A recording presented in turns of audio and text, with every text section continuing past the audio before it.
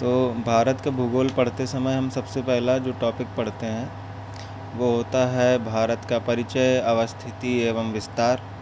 उसके बाद जो हमारा सेकंड टॉपिक आता है वो आता है भारत की भूगर्भिक संरचना या जियोलॉजिकल स्ट्रक्चर ऑफ इंडिया। तो सब लोगों को बड़ा कन्फ्यूजन होता है इसमें क्योंकि बताते हैं कि भारत में इस हिस्से में आपको आर्कियन चट्टान मिलेगी, इसमें धारवाड़ मिलेगी, कहीं बताएंगे कुडप्पा चट्टानें मिलेंगी, कहीं विंध्यन, और कहीं कहेंगे कि गोंडवाना टाइप शैलों में आपको कोयला मिलता है। तो इस तरीके का जब आता है तो हमको समझ में कम आता है। फिर इसमें जोड़ देंगे कि ये आर्कियन टाइम की है, कि आर्कियोजोइक पीरियड में बनी है, ये प्रीटोरियोजोइक पीरियड में बनी है, ये क्रिटेशियस टाइम का है, ये टर्शियरी टाइम का है। जब आप कोयला पढ़ेंगे तो आप पढ़ेंगे टर्शियरी टाइम का कोयला, फिर आप पढ़ेंगे गोंडवाना टाइम का कोयला। तो ये सब प्रश्न आते हैं और क्रम लगाने को भी आ जाता है कि सबसे पुरानी चट्टान कौन है, फिर कौन सी है, फिर कौन सी है। तो आर्कियन, धारवाड़, कुडप्पा, विंध्यन, गोंडवाना टाइप और क्रिटेशियस टाइम की चीज़ें आपको पढ़ने के लिए आएंगी। फिर आप देखेंगे टर्शियरी टाइम के बारे में, क्वार्टरनरी टाइम के बारे में। जैसे आप करेवा निक्षेप पढ़ते हैं हिमालय में, तो वो किस टाइम के निक्षेप हैं, तो वो हैं क्वार्टरनरी टाइम के। तो इस सब चीज़ों के बारे में जानेंगे। तो देखिए, ये जो हम पढ़ते हैं ना, आर्कियन, धारवाड़, कुडप्पा, ये जो शैलें हैं ये निर्माण के हिसाब से नहीं है, निर्माण के समय के हिसाब से हैं, यानी इनका निर्माण कब हुआ। वैसे तो प्रकृति निर्माण की जो प्रकृति होती है, प्रकृति की यानी बनी किस आधार पर है, कब बनी, उसके आधार पर कई टाइप के नाम हैं। फिर और भी डिवीज़न है। भारत में मिलने वाली चट्टानों के हिसाब से हम मोटा मोटा कह देते हैं आर्कियन, धारवाड़, कुडप्पा, विंध्यन, गोंडवाना क्रम की चट्टानें। ठीक है। फिर इसके बाद क्रिटेशियस टाइम और आ जाता है टर्शियरी टाइम। टर्शियरी टाइम में आपको मोस्टली हिमालय बनता हुआ दिखाई देता है। ठीक है। तो ये है निर्माण के समय के आधार पर कि कब बना। ठीक। वैसे शैलें या चट्टानें तीन ही प्रकार की होती हैं, आप जानते हैं, आग्नेय शैल, अवसादी शैल और रूपांतरित शैल। तो ये आपको NCERT में मिल जाएगा, कक्षा 7 की NCERT में है, लेसन 1 में ही दिया हुआ है। तो हम देखते हैं आग्नेय शैल। तो सबसे पहले आप देखिए कि आप इनको थोड़ा परिचय करा लेता हूँ मैं, इसके बाद आर्कियन, धारवाड़, कुडप्पा हम आपको शॉर्ट में बताएंगे। तो आग्नेय शैल या इग्नियस रॉक्स, तो जैसे आप जानते हैं कि पृथ्वी, अगर पृथ्वी का ये सेक्शन हम काट दें, ऐसे पूरी गोल पृथ्वी है ना, तो उसका काट के ऐसे निकाल लें तरबूज की तरीके का, तो आपको सबसे नीचे मिलती है कोर। कोर के भी दो हिस्से हैं, आउटर कोर, इनर कोर। फिर आता है मेंटल। मेंटल के भी दो हिस्से हैं, आउटर मेंटल और मतलब अपर मेंटल और लोअर मेंटल। फिर आती है परपटी। परपटी में भी नीचे का हिस्सा और ऊपरी परपटी। ठीक है, ये है। तो यहाँ जो मेंटल है, ये यहाँ पर मैग्मा है, आपको पता है, और पृथ्वी की परपटी के नीचे आपको पता है दुर्बलता मंडल या स्थेनोस्फीयर है, जहाँ पर गलित मैग्मा ऐसे प्लूम के आकार में बहता रहता है संवहनी धाराओं के रूप में। और इसी के संपर्क में जब पृथ्वी परतों से बनी है ना, प्लेटों से 7 प्लेटें हैं मुख्य, आपको पता है, टेक्टोनिक प्लेट्स जिसे आप कहते हैं, विवर्तनी की प्लेटें, तो उसके संपर्क में आता है। तो और भी कई बलों के कारण और प्लूम के प्रवाह के कारण इनमें क्या होता है, विस्थापन होता है और नीचे से ऊपर आ जाता है मैग्मा। और इसी मैग्मा के जमने से ही क्या बन जाता है आपका आग्नेय शैल। तो एक तो तरीका यह हो गया, या ज्वालामुखी के विस्फोट से भी क्या बन जाता है, मैग्मा निकलता है बाहर और आके सतह में ठंडा होता है, तो उसको हम क्या कहते हैं, आग्नेय शैल। तो आग्नेय शैल कैसे बनती है कि मैग्मा जब निकलता है पृथ्वी के गर्भ से और ये ठंडा होता है। ठीक है। तो उसके मैग्मा के ठंडा होने से आपका आग्नेय शैल बन जाती है। इसको अंग्रेजी में कहते हैं इग्नियस रॉक्स। ठीक है, आपको इतना याद रखना है। और अब आग्नेय शैल भी दो तरीके की होती है। देखिए, अगर ज्वालामुखी हम बनाएं और ये लावा बाहर आके जमा हो गया सतह में, ठीक है, तब तो ये हो गया बहिर्भेदी आग्नेय शैल। और इसका उदाहरण है बेसाल्ट। ठीक है। बेसाल्ट कहाँ पाया जाता है, दक्कन के पठार में, जो भारत का दक्षिण का पठार है, उस हिस्से में बेसाल्ट पाया जाता है। उसी से ही निर्मित है हमारा दक्षिण का पठार, बेसाल्ट से। बेसाल्टिक लावा उसको बोलते हैं। आप प्रश्न में भी लगाते होंगे कि दक्षिण का पठार किस तरीके के आग्नेय शैल से निर्मित है, तो बेसाल्टिक पठार है दक्षिण का पठार। ठीक है। अगर ये मैग्मा बाहर ना निकल के यहीं सतह के भीतर, ये मान के चलिए सतह है, ये मैग्मा यहाँ मेंटल से मान लो निकला, ठीक है, और कहीं अंदर ही जाके जमा हो गया, बाहर नहीं निकला, तो ये हो गया अंतर्भेदी आग्नेय शैल। अंतर्भेदी आग्नेय शैल को हम कहते हैं ग्रेनाइट। जब बाहर निकल आता है मैग्मा, तो ये रवे ठंडे छोटे छोटे रवों के रूप में ठंडा होता है। तो ये बेसाल्ट में छोटे छोटे रवे होते हैं, याद रखना। और ग्रेनाइट बड़े बड़े रवे का होता है, क्योंकि ये रैपिडली ठंडा नहीं होता। ऊपर आने के बाद टेम्परेचर अचानक से पूरा बदल जाता है, तो जल्दी जल्दी ठंडा होता है, इसलिए इसमें छोटे छोटे रवे रहते हैं।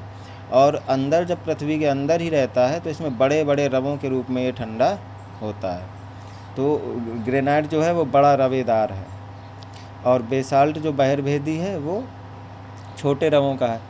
और अंतर्भेदी आग्नेय शैलों में आपने जाना कि ग्रेनाइट होता है, लेकिन आप ये भी देखते होंगे ग्रेनाइट कहाँ देखते हैं, जब आप भवन निर्माण कराते हैं, तो किचन वगैरह में जब आप उसका वो बनाते हैं, ऐसे पूरा ग्राउंड जहाँ आप खड़े होकर काम करेंगे, ठीक है। और ग्रेनाइट आप फर्श के रूप में बिछाते हैं, और भी कई जगह आप ग्रेनाइट देखते होंगे, कई जगह यूज़ होता है।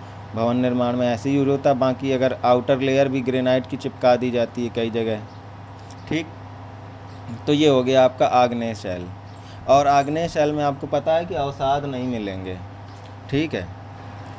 तो आग्नेय शैलों में हमको ये जानना है कि मैग्मा के ठंडा होने से आपका आग्नेय शैल बनेगा, और इसमें दो तरीके का होता है, या तो सतह के बाहर निकल आएगा तो बहिर्भेदी आग्नेय शैल, जिसे हम बेसाल्ट कहते हैं, और अंदर ही अगर सतह के अंदर ही जम गया तो उसको कहेंगे अंतर्भेदी आग्नेय शैल, जिसे हम ग्रेनाइट कहते हैं। बेसाल्ट से हमारा दक्षिण का पठार निर्मित है, और ग्रेनाइट आप देखते हैं कि भवन निर्माण में पर्याप्त मात्रा में यूज होता है। आपको इतना याद रखना है। और अच्छा, एक चीज़ कि आग्नेय शैलों में जीवाश्म नहीं पाए जाएंगे, क्योंकि आग्नेय शैलें एक तो बहुत पुरानी बनी हैं, दूसरी चीज़ ये पृथ्वी के गर्भ से निकलती हैं, तो वहाँ जीवों का कोई काम है नहीं, तो इसमें जीवाश्म नहीं पाए जाएंगे, ठीक है। एक होती है फिर अवसादी शैल। आग्नेय यानी इग्नियस, और अवसादी यानी आपको इसको कहते हैं सेडिमेंट्री रॉक्स, यानी परतदार शैलें, ठीक है। तो ये दोनों जो शैलें हैं, अवसादी और रूपांतरित, ठीक है। तो एक होता है रॉक साइकिल। अगर हम यहाँ आपको बना के बता दें, यहाँ लिख दें आग्नेय, ठीक है। ये मैग्मा से बनेगा ना आग्नेय, तो आग्नेय में ही अपक्षय अपर्दन होके, ठीक है, अपक्षय और अपर्दन होगा, अपक्षय और अपर्दन होगा, और अवसाद के रूप में जमा होते जाएगा परत दर परत, ठीक, समय के हिसाब से, जैसे जैसे समय बीतेगा। तो ये परत के रूप में क्या बन जाएगा, अवसादी शैल, ठीक है। अगर आग्नेय बाहर आपको दिख रही है, तो इसमें पानी द्वारा, वायु द्वारा, किसी कई मीडियम के माध्यम से इसमें क्या होगा, अपर्दन। तो अपक्षय और अपर्दन के द्वारा ये दूसरी जगह जाके छेपित होता जाएगा, जमा होता जाएगा, तो अवसाद के रूप में बैठ जाएगा। तो परत दर परत ये क्या होता जाएगा, जमा होता जाएगा, तो अवसादी शैल बन जाएगा, ठीक है। अब एक होता है रूपांतरित शैल। रूपांतरित शैल कैसे बनती है, तो एक तो देखिए आग्नेय शैल बन गई, आपकी अवसादी शैल बन गई। अगर अवसादी शैल बनने के बाद वो और ज़्यादा परतें, उसमें कई करोड़ों सालों वाली बात है ना ये, तो अभी आप जब हम बताएंगे समय के हिसाब से, आर्कियन धारवाड़ को डप्पा बताएंगे, तो बताएंगे कि कई करोड़ों अरबों साल में ये सब शैलों का निर्माण हुआ है। तो कई करोड़ों साल में इसमें और ज़्यादा परतें जमा होती गईं, तो ताप और दाब के प्रभाव से इन अवसादी शैलों का क्या हो जाएगा, रूपांतरण हो जाएगा। ऐसे ही आग्नेय के ऊपर भी, जैसे मान के चलिए यहाँ आग्नेय चट्टान है, बाजू में कोई ज्वालामुखी है, वो इसके ऊपर आके और लावा जमा होता चला जा रहा है, तो ये नीचे वाली आग्नेय शैल तो दब रही है ना, तो ये ताप और दाब के प्रभाव से आग्नेय शैल का भी क्या हो जाता है, रूपांतरण हो जाता है, ठीक है। यही आप रॉक साइकिल में पढ़ते हैं। तो आग्नेय भी रूपांतरित में बदल सकती है, और अवसादी भी किस में बदल सकती है, रूपांतरित में बदल सकती है। और अगर पृथ्वी में हलचल हुई, ठीक, अगर हलचल के बाद, जैसे प्लेट नहीं होती है जो दूसरी प्लेट के नीचे जाके छेपित हो जाती है, आपको हम बता चुके हैं कि एक होता है विनाशकारी सीमांत, जब हमने टेक्टोनिक प्लेट्स बताए थे, विनाशकारी सीमांत बताया था आपको। एक होता निर्माणकारी सीमांत, और एक होता था संरक्षी सीमांत, ठीक, कि एक तो प्लेटें आपस में एक दूसरे की ओर गति करती हैं, तो जो प्लेट नीचे घुसेगी तो वो कहाँ चली जाएगी, नीचे मेंटल में, और वहाँ पर जाके क्या हो जाएगा, गल जाएगी। तो कोई सी भी इसमें शैल होगी तो कहाँ जाएगी, डायरेक्ट मैग्मा में बदल जाएगी। तो ये अगर नीचे जाएंगी पृथ्वी के, तो किस चीज़ में बदल जाएंगी? मैग्मा में। मैग्मा फिर ऊपर निकलेगा तो आग्नेय में बदल जाएगा। तो ये हो गया आपका पूरा रॉक साइकिल।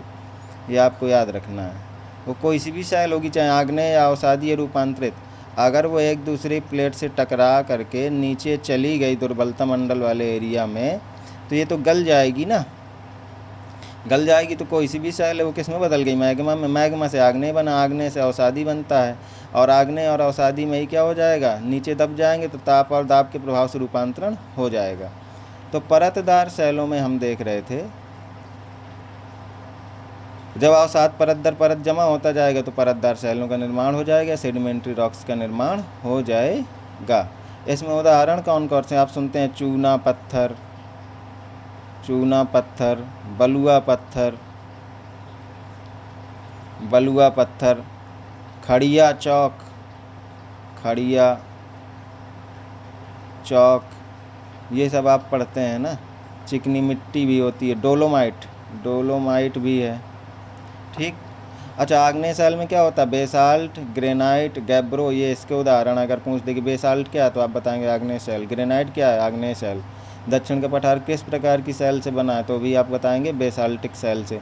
भवन निर्माण में कौन सी ज़्यादा प्रयोग की जाती है आग्नेय सेल? तो वो है ग्रेनाइट वाली। ठीक है, 3 प्रकार की होती हैं, बेसाल्ट, ग्रेनाइट और गैब्रो। गैब्रो भी आग्नेय सेल है आपकी। तो अवसादी सेल हमने बता दिया, बलुआ पत्थर, चूना पत्थर, खड़िया चौक, डोलोमाइट। रूपांतरण इन्हीं दोनों का रूपांतरण हो जाएगा जैसा मैंने आपको समझाया। आप एक तरफ लिख सकते हैं कि आग्नेय ऑब्लिक अवसादी सेल, तीर लगा के लगा देंगे ताप दाब के प्रभाव से, और यहाँ लिख देंगे समय।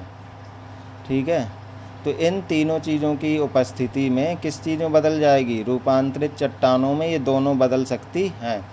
ठीक है, अब मैं बता दे रहा हूँ किस चीज़ का किस में रूपांतरण होता है। बेसाल्ट, बेसाल्ट को पढ़ेंगे तो बीच में सा आएगा, तो बेसाल्ट बदल जाता है सिस्ट में। किस में बदलता है? बेसाल्ट बदलता है सिस्ट में। और ग्रेनाइट पढ़ेंगे तो ग्रेनाइट में बीच में ना आया, तो ना बदल जाता है, ग्रेनाइट बदल जाता है नीस में।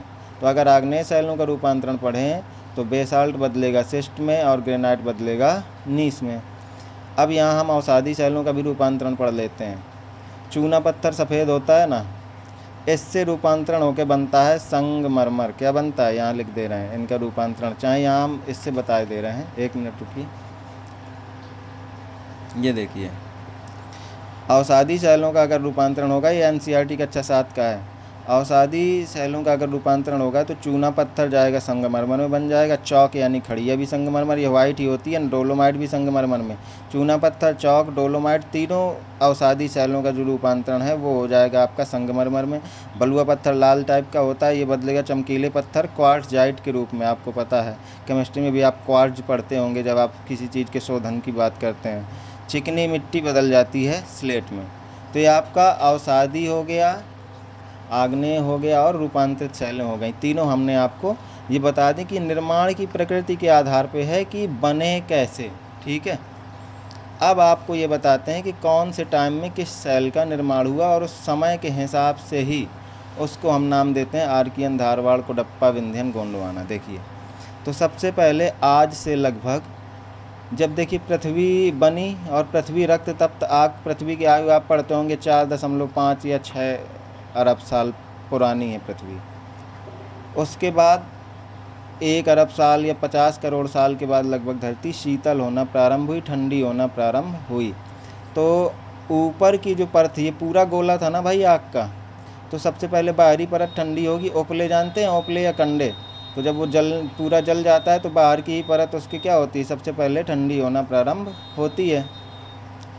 ठीक है, तो ये भी बाहर ठंडी हो गई। तो सबसे पहले जब बाहर ठंडी हुई तो पृथ्वी में अगर पूछे कि सबसे पहले किस टाइप की चट्टानें बनी, तो ये आर्कियन पीरियड ही था, जब भारत की ऊपरी परपटी, भारत की कह लो या विश्व माने पृथ्वी की, तो पृथ्वी की ऊपरी परपटी जब ठंडी हुई तो आर्कियन टाइप सेलों का ही निर्माण हुआ। और भारत में भी उसी तरह की चट्टानें हैं सबसे पुरानी। तो अगर कभी पूछा जाए कि सबसे पुरानी चट्टानें कौन सी हैं, सबसे प्राचीन कहीं भी, तो सबसे प्राचीन जो चट्टानें हैं वो आर्कियन चट्टानें ही हैं। कब बनी थी ये? लगभग 4 करोड़ साल पहले, 4 अरब साल पहले से 2.5 अरब साल पहले तक की ये चट्टानें, जहाँ भी आपको आर्कियन चट्टानें मिलेंगी। ठीक है, अरब की बात कर रहे हैं हम, अरब, करोड़ नहीं। तो 4 अरब से 2.5 अरब साल पहले, यानी लगभग 1.5 अरब साल तक ये पीरियड था आर्कियन पीरियड चट्टानों के निर्माण का। और इस समय जो भी चट्टानें आपकी बनी वही आर्कियन चट्टानें कही जाती हैं। तो भारत में भी वही चट्टानें बनी, आर्कियन चट्टानें। तो भारत में जितना आप साउथ का हिस्सा देख रहे हैं ना यहाँ से, वैसे तो पूरी जगह देखिए। सबसे पहली बात तो आपको ये याद रखनी है कि जब सबसे पहले यही चट्टानें परपटी के ठंडे होने पर बनी तो वो तो सब जगह होंगी। जैसे मैं ये आपको एग्जांपल देता हूँ, इसकी परतें अभी दिख नहीं रही हैं, अब शायद दिखें। ये देखिए परतें कुछ थोड़ी बहुत दिख रही होंगी कि अगर सबसे पुरानी परत है तो वो कहाँ होगी, नीचे होगी, उसके ऊपर फिर और। इतिहास में भी आप देखते हैं कि जितना नीचे खुदाई करेंगे उतना ही प्राचीन चीज़ें मिलेंगी। जो भाई करंट में चल रहा होगा वो तो ऊपर होगा ना। रोड देखिए, रोड अगर पड़ा है तो सबसे, अगर उसको खोदेंगे तो उसके पहले कैसा रोड पड़ा था, और खोदेंगे तो खड़ंजा जो ईंट का बनता है वो मिल जाएगा। तो नीचे जाएंगे तो पुरानी चीज़ ही मिलेगी। तो सबसे नीचे जब आर्कियन ही बनी थी तो आपको आर्कियन ही दिखेगी हर जगह सबसे नीचे, लेकिन उसके ऊपर और भी चट्टानें आके जमती गईं, बनती गईं। ठीक है, इसलिए आर्कियन हर जगह दिखती नहीं है, लेकिन भारत में कहाँ कहाँ दिख जाती है हम इस चीज़ का उदाहरण देखते हैं। तो आपको साउथ में लगभग इतने, कर्नाटक में है, आंध्र प्रदेश में, तमिलनाडु और केरल, यहाँ पर अधिकांश रूप में आपको आर्कियन विजिबल दिखेगी मतलब। और अरावली के कुछ हिस्सों में भी आपको आर्कियन दिख जाएगी। जैसे अरावली पर्वत है तो अरावली के भी कुछ हिस्सों में आपको आर्कियन दिख सकती है। बाकी जगह भी आर्कियन होगी सबसे नीचे, लेकिन और चट्टानें ऊपर से आ गई भाई, निर्माण उनका बाद में हुआ तो वो इसके ऊपर आएंगी ना। जैसे आप किसी खाली कंटेनर में कोई चीज़ भरेंगे, मान लो कि चलो ये कंटेनर है, तो सबसे पहले आप जो डालेंगे तो नीचे जाएगा ना, फिर सबसे बाद में कोई चीज़ डालेंगे तो वो सबसे ऊपर आके रुकेगा। ठीक है, तो अब ये भी है, इसको मान लो आर्कियन चट्टान। तो आर्कियन तो अभी भी है, लेकिन ऊपर से कोई और चीज़ आपने डाल दी, या ऊपर से मान के चलो अभी करंट में जो हमारा निर्माण हुआ, नदियों के अवसादों द्वारा मैदानों का निर्माण हुआ, बांगर खादर वगैरह बने, तो ये तो ऊपर दिख रहे हैं, लेकिन अगर इनका एरोजन हो गया बाद में आके आपको मिल सकती हैं आर्कियन चट्टानें। ये चीज़ समझ गए। तो आपको कहाँ मिलेगी, अरावली के पास मिल जाएगी। बुंदेलखंड नीस, बुंदेलखंड में भी कहीं कहीं आपको आर्कियन चट्टानें मिलेंगी। नीलगिरी नीस, तो ये तो यहाँ नीलगिरी वाले एरिया में तो है ही, और इस पूरे एरिया में आपको आर्कियन चट्टानें मिल जाएंगी। आर्कियन चट्टानें बहुत पुरानी हैं, ठीक है। और आर्कियन टाइम में ही, ये टाइम की बात हो रही है, वो तो निर्माण की प्रकृति के आधार पर हमने आपको बता दिया कि आग्नेय, अवसादी और रूपांतरित हैं, लेकिन बनी कब, तो ये जो 4 अरब साल पहले से 2.5 अरब साल पहले की चट्टानें हैं वो सभी क्या हैं, आर्कियन चट्टानें। और आपको पता है कि परपटी जब मैग्मा के रूप में थी और ठंडी हुई तो आग्नेय होगी, जाहिर सी बात है। तो ये आपकी आग्नेय है और इसमें जीवाश्म नहीं होगा, सीधी बात है। और करंट पोजीशन में आर्कियन चट्टानें क्या हैं, ताप दाब के प्रभाव से नीचे दब गई, तो सिस्ट और नीस के रूप में, बेसाल्ट सिस्ट के रूप में मिलेगी, ग्रेनाइट नीस के रूप में मिलेगी। प्रायद्वीपीय भारत में पाई जाती है ज़्यादा, प्रायद्वीपीय भारत में इस पूरे एरिया में मिलेगी आपको, ठीक है। अरावली नीस में, अरावली में है बुंदेलखंड और नीलगिरी नीस।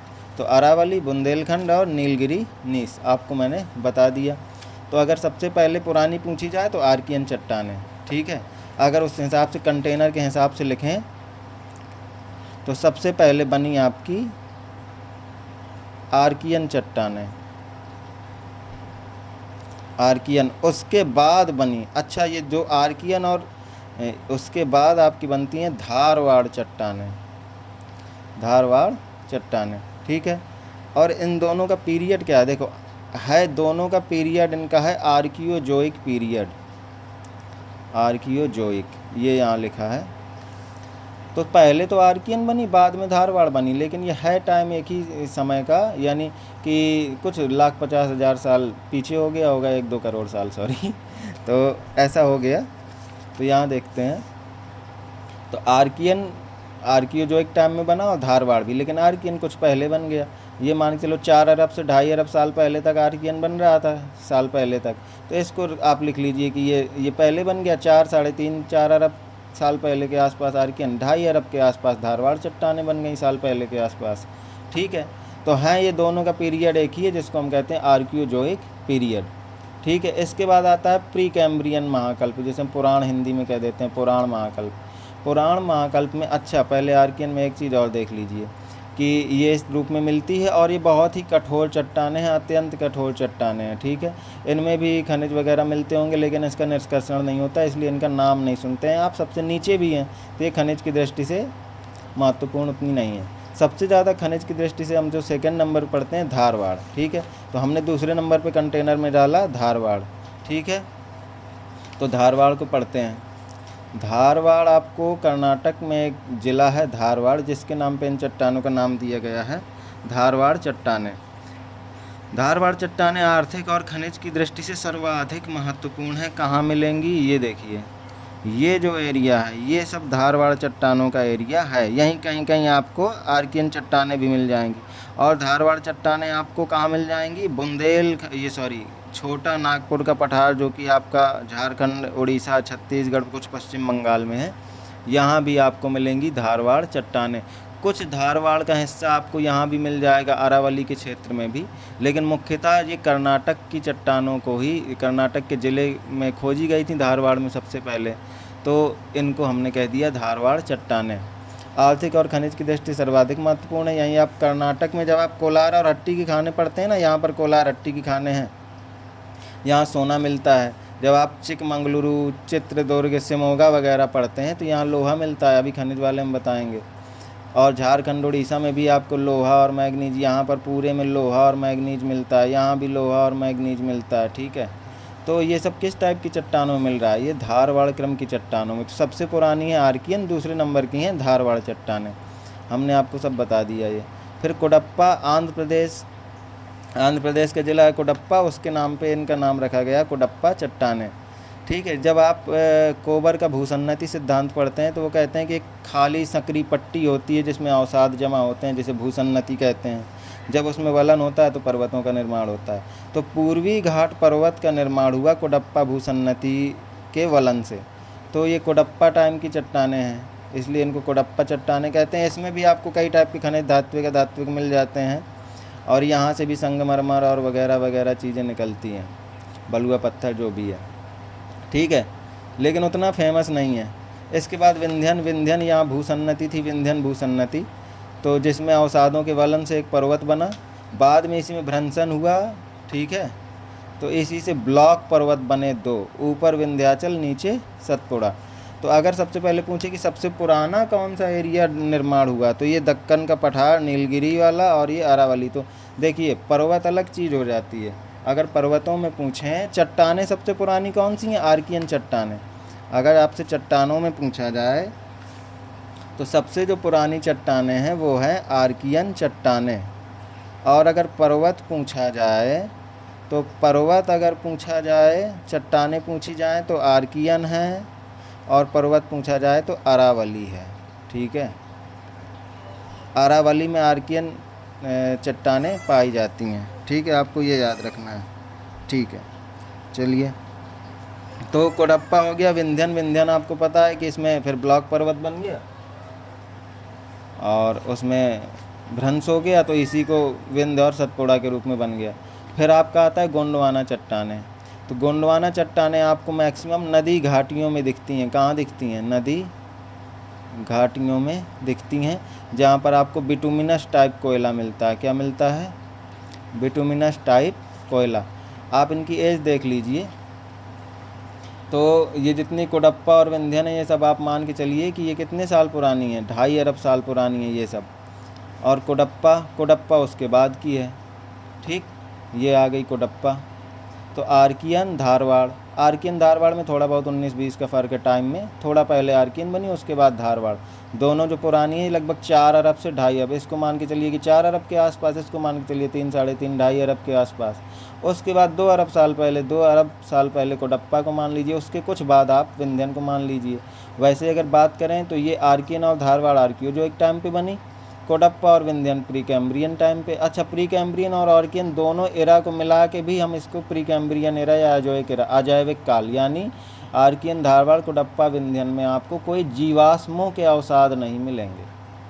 ठीक है, अवसादी तो हैं ये इस धारवाड़ कोडप्पा विंध्यन, लेकिन इस समय तक इतने अरब साल पहले जीवों का निर्माण नहीं हुआ था, न वनस्पति न जीव जंतु, तो कोई अवसाद जीवाश्मिक अवसाद नहीं मिलेंगे। अवसाद तो ये हैं ही कि भाई आर्कियन सबसे पहले बनी, फिर उनका इरोजन और वेदरिंग हुई, ठीक है, अपक्षय अपरदन हुआ तो जमा होती गई, तो परतदार शैलें अवसादी शैलें, तो धारवाड़ सबसे पुरानी अवसादी शैलें अगर आ जाए तो धारवाड़ है, ठीक है। तो धारवाड़ कोडप्पा विंध्यन हैं तो अवसाद के रूप में ही, लेकिन इसमें जीवाश्मों के अवसाद नहीं मिलेंगे क्योंकि बहुत पुरानी है, लगभग 2.5 अरब साल पहले, तो उस समय पर कोई जीव वगैरह नहीं थे, न वनस्पतियाँ थीं। उसके बाद बना, फिर आइस एज आया, फिर धरती फटी 15 करोड़ साल पहले, शिफ्टिंग हुई महाद्वीपों में, और फिर उथल पुथल हुई, जीव जंतु दब गए, ठीक है। तो जीव जंतु समुद्री जीवों के दबने से पेट्रोलियम और वनस्पतियों के दबने से आपका कोयला बना। तो ये कहानी आप पढ़ते ही हैं।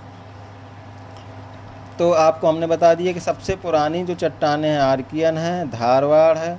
आर्कियन और धारवाड़ के बाद आपका ऊपर से फिर और एक चट्टान बन गई जिसको हम कहते हैं कोडप्पा, फिर उसके ऊपर बन गई विंध्यन, एक द्रविड़ियन भी है लेकिन भारत में उसका उदाहरण नहीं मिलता, ठीक। फिर उसके ऊपर बना गोंडवाना टाइप की चट्टानें आई, गोंडवाना टाइप की चट्टानें। गोंडवाना टाइप की चट्टानों में आप पढ़ते हो क्या, कोयला बहुत मिलता है। हमने आपको यहाँ भी एग्जाम्पल बताया कि गोंडवाना टाइप की जो चट्टानें हैं वो नदी घाटियों में मिलेंगी और इसमें बिटुमिनस टाइप का कोयला पाया जाता है। फिर सबसे बाद में बना दक्कन ट्रैप, और दक्कन ट्रैप किस चीज़ से बना है, दक्कन ट्रैप ये भी बेसाल्टिक लावा से बना, जो हमने नाम अभी आपको बताया आग्नेय शैल को पढ़ाने के टाइम पे। तो ये भी क्या है, आग्नेय शैल है। आपने आर्कियन भी पढ़ी थी आग्नेय शैल, तो वो तो इतनी पुरानी है, ये नया वाला कहाँ से आ गया।